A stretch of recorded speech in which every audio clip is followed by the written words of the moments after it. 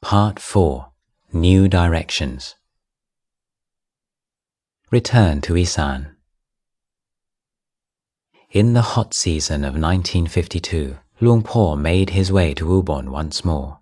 He had been away for 2 years, and his arrival in Bahn Kor caused a stir in the small village. In the evenings, he gave Dhamma talks of a power and persuasion that had never been heard before. This was a fresh, vital Buddhism relevant to the villagers' daily lives, expressed in language they could all understand. And yet it would be going too far to suggest his visit provoked revolutionary changes in the community's spiritual life. The number of people that did not go to listen to him was probably larger than that of those that did. Indeed, some members of his own family were completely indifferent and remained so for many years afterwards. Everywhere in the world, it seems, old perceptions die hard. A common response, and one against which Luang Por would, in the future, wage a long struggle, was that what he said was true, but beyond the capacity of ordinary people to live by. Be that as it may, Luang Por had already sowed a number of seeds in his home village. There was now a group of people, led by his mother, who hoped that before too long, Luang Por would come back for good and establish a monastery in a forest not too far from Bahn Kor. Luang Por walked northwards. He had decided to return once more to Ban Pa Tao and spend the rains retreat, his 14th, at Tham Hin Tak, a mile or so outside the village. By now, a number of monks and novices were starting to gather around him, and he led them in an austere and vigorous regimen. Often, they would sit in meditation or practice walking meditation for the whole night. One time, Luang Por explained, presumably he had overheard some grumbling, that he wanted them to go beyond attachment to conventions of day and night, times to meditate and times to rest. If we stop creating any distinctions between day and night, we can forget about time altogether and put forth a constant effort. A sense of the warrior spirit that Luang Por was trying to instill in the monks is given by Venerable Tieng. Luang Por noticed me regularly drinking herbal medicine, and he asked me whether I'd been taking it for a long time, and I said yes, for a number of years. He asked me if the condition was getting better, and I said not really. He was silent for a moment, and then he said, "You've been taking this medicine for a long time now, and it's still not cured you. Throw it away. Try a new kind of treatment. Eat little, sleep little, talk little, and do a lot of sitting and walking meditation. Give it a try. If it doesn't work, then just be prepared to die." Luang Por would stay on at Ban Pa Tao until the following rains retreat of 1953. That year, he left Ajahn Ubon, a disciple of Luang Pu Ginari, in charge of the Sangha at Tham Hin Tak, and spent the 3 months alone in a small hut on a hill called Pu Koi, about 3 kilometers away. Every morning after alms round, Luang Por would take his meal with the community, and after ensuring that all was well, would return to his hermitage. The only exception to this was on the full moon and dark moon nights, when he would walk down to the monastery to participate in the formal recitation of the Patimokkha and to offer his disciples some rousing instruction. The schedule that Luang Por established for the Sangha during this retreat was of an intimidating intensity. No rest was permitted during the night. The monks and novices were expected to practice sitting and walking meditation until dawn, when they would set off on an alms round of between 3 and 6 kilometers. The return walk from the village was a grueling slog on a completely empty stomach. With their big iron bowls heavy with sticky rice, and after a sleepless night, they would sweat profusely under the weight of 2 thick robes. The daily meal would be sometime after 8 o'clock, and by the time they had distributed the food, eaten it, washed their bowls and cleaned up, it would be almost 10. On returning to their kutis, the monks would air their robes, practice walking meditation until weariness overcame them, and then, as mindfully as possible, collapse onto their rush mats for some well-earned rest. At 3 in the afternoon, a bell would be rung as a signal for the daily chores, sweeping along the paths and central area of the Wat, sweeping and wiping down the Dhamma hall, and hauling water from the well.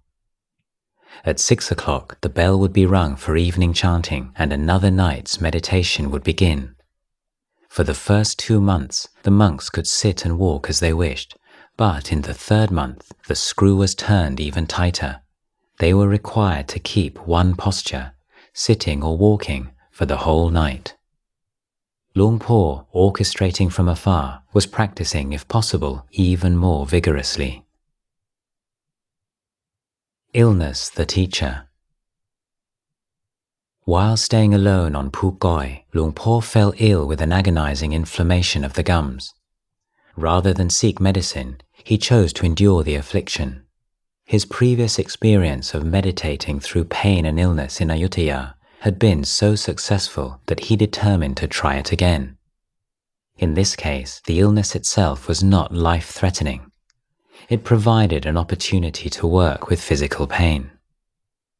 Like many seasoned meditators before him, Luang Por saw physical pain as an acid test of his ability to sustain clarity of mind in the most challenging of situations.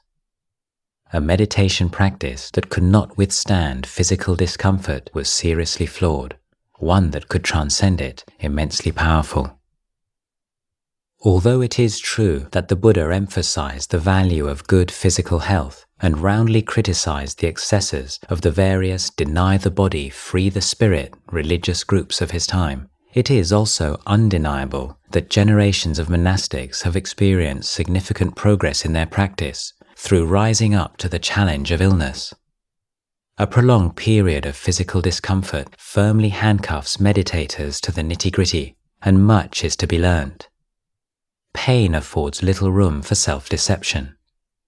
Dealing with illness and pain provides undeniable proof of how well meditators have developed their ability to protect the mind from anxiety, resentment, fear, and depression when faced with the unpleasant.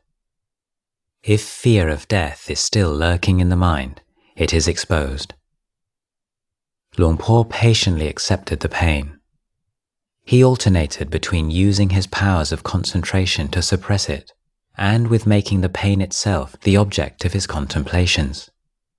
With the mind steadied in a calm equanimity, he was able to investigate the inevitability of pain and disease to the human body, and to penetrate its impermanent and impersonal nature. After 7 days, Luang Por recovered. The pain in his gums had faded and was gone. For the welfare of many. At the end of the rains retreat, Luang Por left his mountain hermitage and returned to Wat Tham Hin Tak. When the rains were over and the cold season had begun in its characteristic way, one night unannounced, with gusts of the north wind like a stranger pounding at the door, he asked the monks and novices to move out of their kutis and into the surrounding forest. Each person chose a solitary spot, put up his glot at the foot of a tree, and continued his practice alone. Once a week on observance day, Luang Por would give a Dhamma talk to the group. In the words of one young monk, "It felt like we were young plants, beginning to wilt, and his talk was a cool shower of rain." The monastic community continued practicing in this way until the end of February 1954, when Luang Por's mother, Mare Pim, his elder brother, Por La, and a small deputation of villagers from Bahn Kor came to visit. They had heard the news that Luang Por had abandoned his wanderings and was now the leader of a community of monks. They came as representatives of the people of their village with a formal request.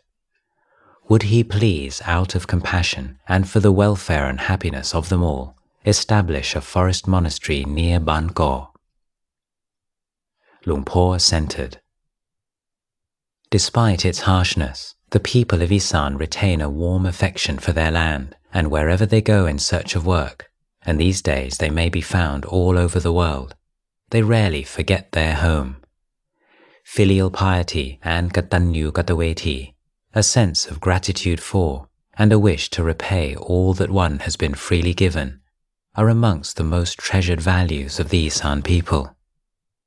They draw people's minds back to their home village almost inexorably. In the meantime, they send monthly remittances to their parents and spouses, often a sizable percentage of their wage. Monks are not indifferent to such sentiments. Although forest monks may often lose contact with their families for many years in the early part of their monastic life, many eventually find themselves drawn back to their home district. A great many of the forest monasteries in Isan are situated outside the home village of the founding abbot, and in the nuns section one can commonly find the abbot's mother and one or two of his sisters. Once monks are confident in their own practice and consider establishing a monastery, their thoughts inevitably turn to repaying the debt of gratitude they owe to their parents and to giving something back to the village in which they grew up. It may well be that the thought of going to live in the forest close to Bahn Kor was already in Luang Por's mind. Certainly, the acceptance of his family's invitation was a prompt one. It was almost as if he had been waiting for it. And within a few days he was on the road. With the benefit of hindsight, the period at Tham Hin Tag appears as an interlude or, perhaps more accurately, a prelude. Luang Por was gaining experience training monks for the first time. He was experimenting with various kinds of group practice that he would go on to develop further at Wat Pah Pong. He was preaching marvelously to the villagers. Luang Por's readiness to accept this invitation surely indicates a feeling that he had achieved, to some significant degree, the goal for which he left Wat Bahn Kor 8 years before. Put simply, he was ready to return. After the excited lay people had set off on the long journey home, Luang Por called a meeting of the Sangha. It was decided that Venerable Tieng, Venerable Tongdi, and a few of the novices would stay on at Wat Tham Hin Tag, while the rest of the Sangha would accompany Luang Por. At the beginning of March, he started out on a final long walk, back to Ubon and forward to a new chapter in his life.